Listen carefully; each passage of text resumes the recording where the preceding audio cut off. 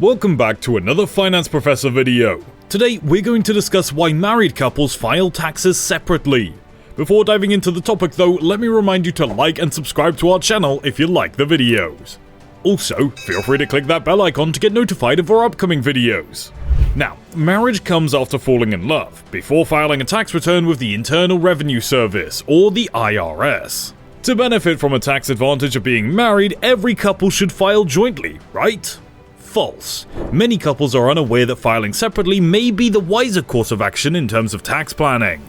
Sometimes, love shouldn't be included on your tax return. Every season, married couples have the option to file their taxes jointly or individually. Financial experts note that while filing jointly typically benefits both parties, separating returns may be preferable in some cases. Two separate returns, each stating its own income, deductions, and credits, are required when married people file separately. And those filing separately are often penalized by the tax code. According to the certified financial planner John Lloyd, proprietor of the Wealth Planner in Fort Worth, Texas, the IRS seems to have the viewpoint that if someone is filing separately, they're doing something shady. He further explained how it may draw a little more scrutiny. However, for certain couples, the tax advantages may outweigh the drawbacks. Here are some important facts regarding filing separately. Married couples have the choice to file their federal income tax returns jointly or individually. By offering many tax incentives to individuals who file jointly, the IRS aggressively encourages the majority of couples to file joint tax returns. Married couples should generally file jointly. However, there are a few situations where it would be preferable to file separate returns. The benefits of filing a combined tax return with your spouse are numerous. Joint filers are entitled to one of the highest standard deductions each year, which enables them to exclude a sizable portion of their income from their taxable income. The Earned Income Tax Credit, American Opportunity and Lifetime, Learning Education Tax Credits, Exclusion or Credit for Adoption Expenses, and Child and Dependent Care Tax Credit are just a few of the tax credits that couples who file jointly are typically eligible for. Joint filers typically have greater income thresholds for several taxes and deductions, which allow them to frequently make more money while still perhaps being eligible for some tax savings. Couples who file separately, though, often get fewer tax advantages. Taxes for separate tax returns could increase. The standard deduction for married taxpayers filing separately in 2022 was only $12,950, as opposed to the $25,900 available to those filing jointly. You're frequently immediately disqualified from a number of the tax deductions and credits discussed previously if you file a separate return from your spouse.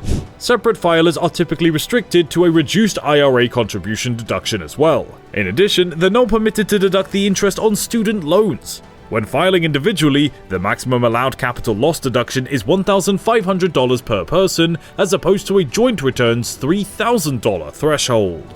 In certain circumstances, filing separately may enable you to reduce your tax liability. It may be challenging to deduct the majority of the expenses if you or your spouse have a high AGI. For instance, if you or your spouse has a significant amount of out-of-pocket medical expenses to claim. In 2022, the IRS will only permit you to deduct the portion of these costs that exceeds 7.5% of your adjusted gross income, or AGI. A different example would be if you made $50,000 but had $10,000 in medical costs. The 7.5% level would be met. $10,000 multiplied by $50,000 equals 20% of your income. However, if the two of you make $135,000 together, you're not eligible to deduct these medical costs. $10,000 divided by $135,000 equals 7.4% of your income. In this case, filing separate returns may be advantageous if it enables you to deduct more of your eligible medical expenses by applying the threshold to just one of your incomes. One of the best methods to determine whether filing jointly or separately is appropriate for you is to prepare your tax return in both forms and compare the tax liabilities that follow from each. Many of the solutions on the market today will make this calculation for you and give you the recommendation if you use tax software to prepare your tax return. Keep in mind that these are only broad recommendations outlining advantages and disadvantages of various tax filing statuses. You must comprehend the married filing separate regulations, so talk to a tax expert about your particular situation. A small portion of your entire financial plan is figuring out what your tax filing status is. You may do a few things right away to put yourself on the right path. Activate your Empower Financial Dashboard account. These free and safe professional-grade online financial tools are used by millions of individuals. They'll let you view all of your accounts in a single location, analyze your expenditure, and make long-term financial plans. A financial expert might be able to provide you with more specific advice on your retirement saving plans.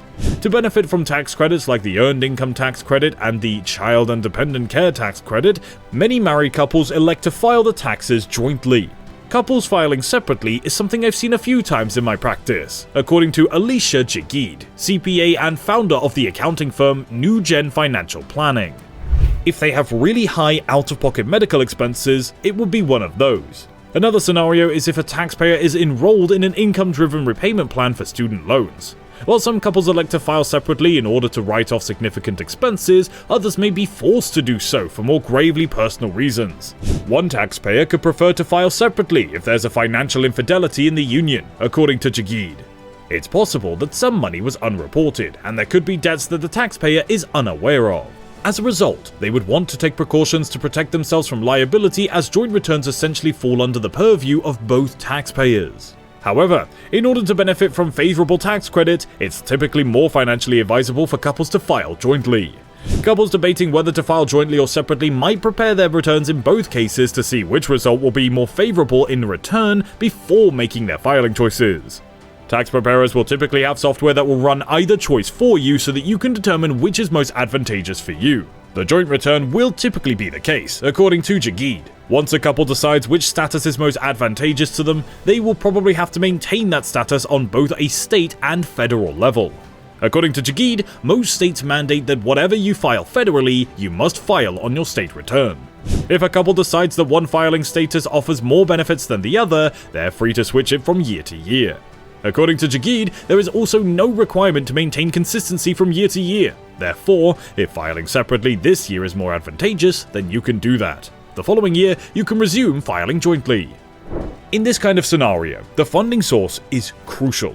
If you and your spouse file separate returns and reside in a non-community property state, the IRS states that each of you may only deduct the medical expenditures that you have actually paid.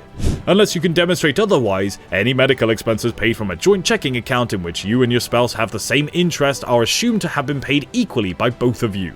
Whether it's preferable for married couples to file individually or jointly depends on a variety of factors. It makes sense to compute the tax returns both ways when a couple isn't sure which file status to select in order to ascertain which will result in the largest refund or lowest tax bill. Couples without children or dependents who have a significant income gap and one spouse who qualifies for significant itemized deductions may find it advantageous to file their taxes separately. Other situations where doing so makes sense typically involve divorce, separation, or being exonerated of guilt for tax fraud or evasion. Consult your tax expert if you're wondering if the married filing separately strategy is right for you. You never know what tax benefits you might be overlooking. But that'll be all for today's video. If you've enjoyed the video, then please like and subscribe to our channel. To get notified of our upcoming videos, click that bell icon. Thank you for joining us, and we'll see you in our other videos too.